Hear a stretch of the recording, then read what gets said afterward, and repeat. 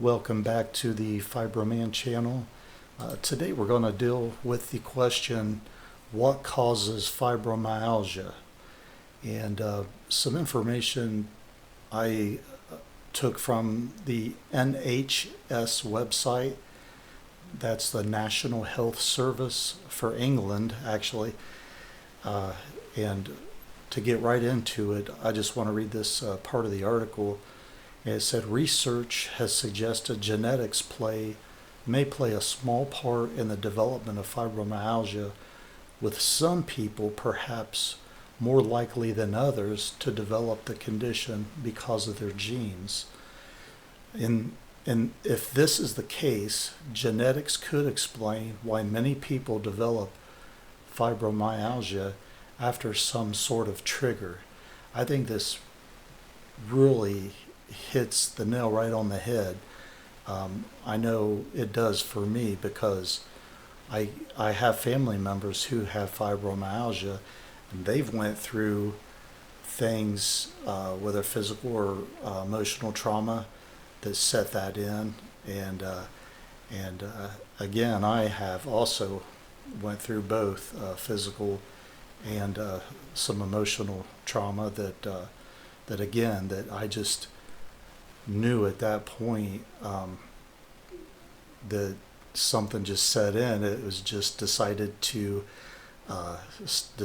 stay. And it's fibromyalgia is many times talked about as an unwelcome guest that just won't leave. So I think that's pretty accurate. And if you're dealing with fibromyalgia or chronic pain, you know exactly what I'm talking about. And maybe you can see in your experience where you have had some type of physical or emotional trauma that may have set that in. I personally happen to think that genetics is probably really does play a huge role in it. So that's the first thing, is genetics.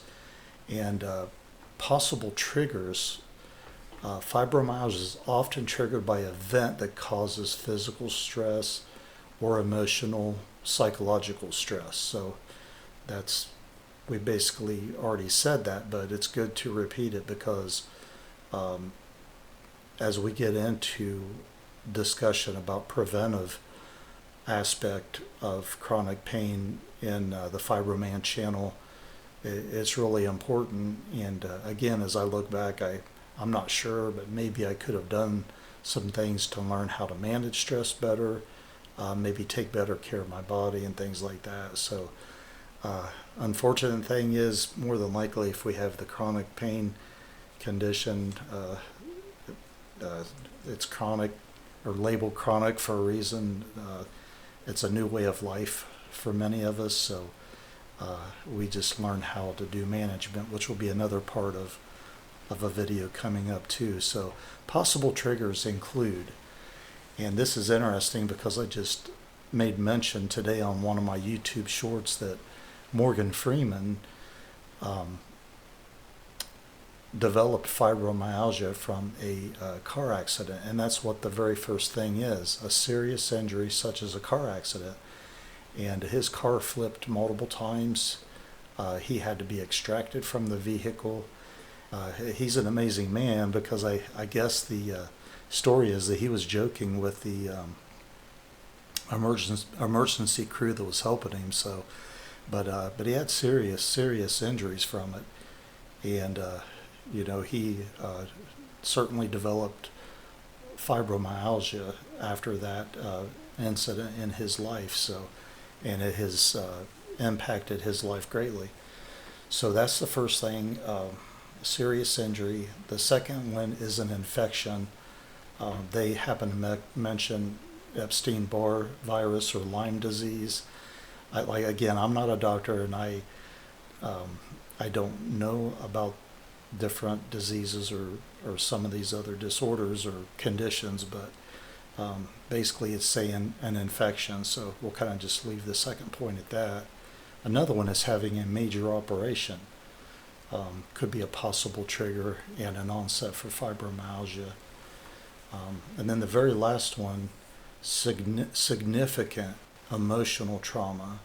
such as after serving in the armed forces during a war. So we hear about this post-war trauma that individuals deal with, and it's a real situation that causes emotional problems leading to fibromyalgia, which leads to all the other pain that you experience. So there are also what's called associated conditions, and there are several other conditions often associated with fibromyalgia. And generally, these are rheumatic conditions affecting the joints, muscles, and bones, such as like osteoarthritis, rheumatoid arthritis, and then a couple other things that it mentions. But basically, it's talking about whatever type of deterioration that there could be in the joints, or a condition that affects the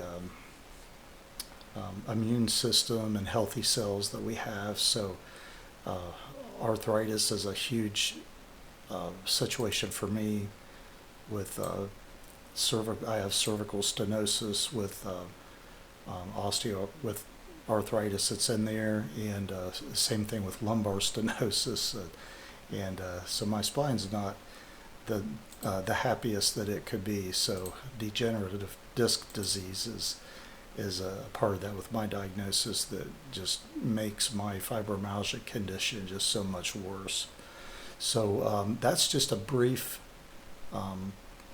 synopsis there of the ideas of things that could possibly cause fibromyalgia. Again, we're talking about a lot of vagueness here, because I mean that's something that it's just really hard to put your finger on it, because we all have different experiences in life, and different things affect different people in different ways. So I just wanted to put that out there as part of the little series we're putting together. So hopefully that's hopeful. Hopefully that's helpful. There goes my brain cognitive stuff again. So it's been pretty rough lately. But this is Fibromyalgia signing out, and until next time, have a great day.